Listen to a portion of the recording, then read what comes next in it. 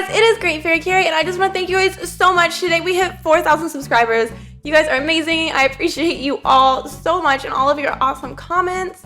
Today's video is something that has been highly requested, and that is how to get rid of villagers that you no longer would like in your town. So I'm going to show you guys methods for using time traveling and without using time traveling. I'm personally someone that does not like the time travel, so it hurts me that I'm going to be time traveling in this video. But if you do like to time travel, there's nothing wrong with it. I just don't trust myself enough to time travel. I feel like I'm going to forget things and mess up my town. But so it should be a really good video. Also, I haven't done a video of my face in a while because I broke my nose and I've been really self-conscious about that. My nose still looks kind of funny. It's like uneven and weird looking, so hopefully it fixes on its own so I don't have to do anything about it. But anyways, so there's that tidbit. Sorry for the super long intro. One more thing and we're gonna get the video, I promise, and that is that I got a little puppy and I wanted to show you guys my puppy. This is Stuffle. Stuffle is 8 weeks old. She's a baby. She's my best friend. She's so sweet. Please don't forget to like and subscribe and hit the bell notification as well. Come join the fairy fam. Isn't that right, Stuffle? Stuffle says you should. And let's go ahead and, oh, thank you, baby. Let's go ahead and get into it. Alrighty, guys. So just a little bit of warning before I start off the video. My island is not looking tip-top right now. I am in the middle of redoing my island and terraforming and everything, so I don't have paths laid down. I don't have any of my outdoor decorations out. They're all in storage.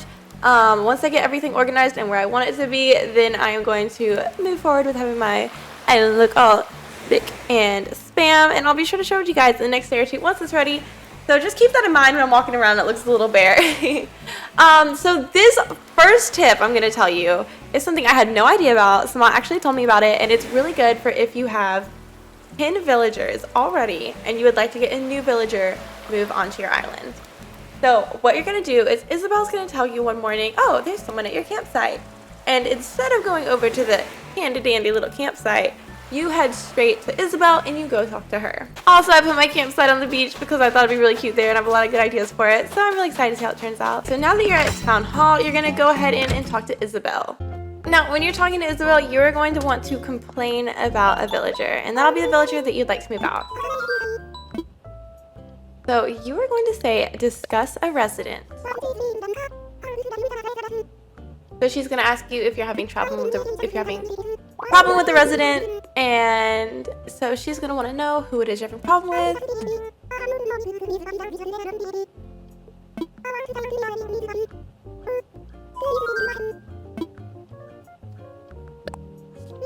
So you're going to say yes. So she asks which resident is troubling you, and then you are going to go ahead and pick whichever resident it is that you're going to try to get rid of.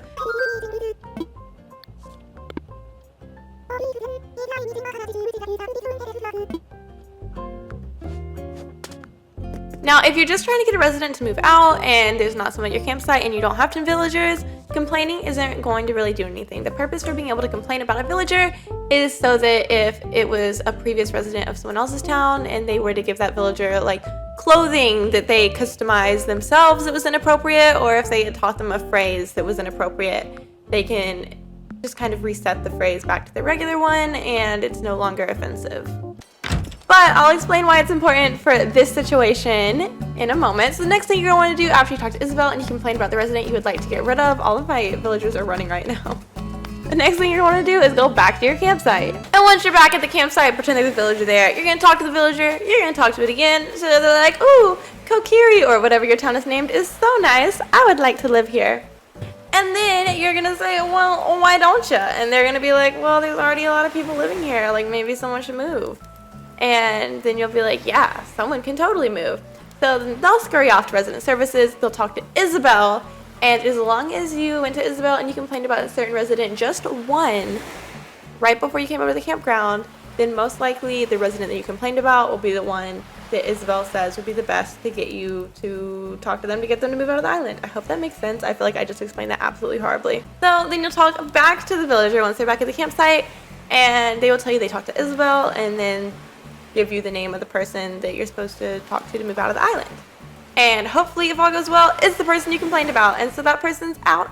The only thing about this is that I haven't had too many people come to my campsite.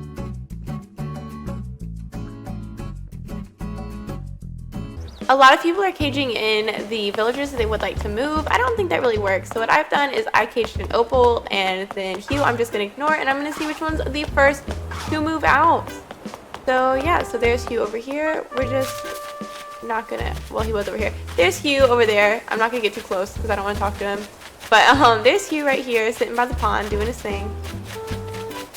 And I am just going to ignore him, not go near him, and let him walk around, do whatever he wants. Not going to cage him into his house or anything. And then down here. And then now I'm just going to go ahead and cage in Opal. And she's going to be caged in, and we're going to see who moves out first so we can see what the best method is. Alrighty guys, now we are 2 weeks into the future. And Opal's just sitting there hanging out. Doesn't seem too bothered to be in there. But now at this point, I'm going to go ahead and take it day by day.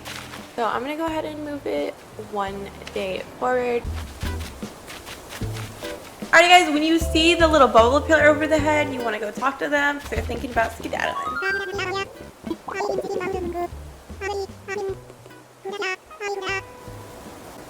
Alrighty, so he's going to tell you that he's been thinking about moving away. This took me about 2 weeks and 3 days. So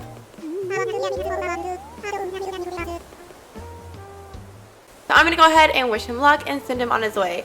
This took me 2 weeks, so I time traveled forward 2 weeks, and then I time traveled forward 3 days individually while talking to the other villagers until Hugh was ready to move out. And one last tip is after the villager leaves, so after they're done in boxes and they actually leave, you have 24 hours to put down a new plot and to pick out a new villager before a random one moves into your town. So be careful with that. I would suggest stacking up on Nuke Miles tickets before you tell them to skedaddle. And now Hugh's going to be on his way. So long. Farewell. Alrighty guys, I hope you enjoyed that video. If it helped you out, comment down below which villager you're going to try and get out of your town, or which villager did you get out of your town. And don't forget to subscribe for more awesome Animal Crossing content. I have more 5-star island tours coming, more guide videos, some streams, lots of fun stuff. Stuffa would be really happy if you did that. Thank you guys so much. And you want to do it with me? And have a good one.